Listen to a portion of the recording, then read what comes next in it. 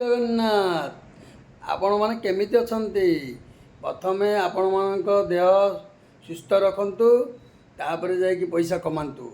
ଭଲ ଖାଆନ୍ତୁ, ସୁସ୍ଥ ରୁହନ୍ତୁ, ସବୁବେଳେ ଠିକ୍ ଟାଇମ୍ରେ ଖାଆନ୍ତୁ, ଠିକ୍ ଟାଇମ୍ରେ କାମ କରନ୍ତୁ, ଠିକ୍ ଟାଇମ୍ରେ ଶୁଅନ୍ତୁ। ଠିକ୍ ଟାଇମ୍ରେ କାମ କଲେ ଆପଣଙ୍କ ଦେହ ସୁସ୍ଥ ରହିବ, ଠିକ୍ ଟାଇମ୍ରେ ଶୋଇଲେ ବି ସୁସ୍ଥ ରହିବ। ଆଉ ଆପଣମାନେ ବେଶୀ ବିଜି ହୁଅନ୍ତୁ ନାହିଁ। ଆପଣମାନେ ଦେଖନ୍ତୁ, ବିଜି ହେଇକିରି କେବେ ଟେନସନ୍ ନେଇକିରି ପଇସା କମେଇବାଟା ଏଇଟା ଉଚିତ ନୁହଁ। ଶାନ୍ତିରେ ଯେତିକି ହେବ ସେତିକି କମେଇବେ, ଶାନ୍ତିରେ ଖାଇବେ, ଶାନ୍ତିରେ ରହିବେ। ହରେ କୃଷ୍ଣ ହରେ ରାମ ରାମ ରାମ ହରେ ହରେ ଥରେ ଦୁଇଥର ତିନିଥର ଦିନକୁ ଜପିବେ, ତାହେଲେ ସୁସ୍ଥ ରହିବ। ଆଉ ଛାଡ଼ନ୍ତୁ, ଆମେ ଦିଆଦପତ୍ର ଗୋଟେ ଗୀତ ଗାଉଛୁ, ଆଉ ଗୀତଟା ଟିକେ ଶୁଣନ୍ତୁ। ଭଲ ଲାଗିଲା ଭଲ, ନହେଲେ ନାହିଁ ଖରାପ। ତ ଗଭାର ଗଜରା ଯଦି ଗାଈ ଖାଇଯିବ, ଆଲ ଆଲ କ'ଣ ହେବ? ସେ ଗାଈଟା ଟିକେ ପାଗଳ ହେବ, ଟିକେ ପାଗଳ ହେବ।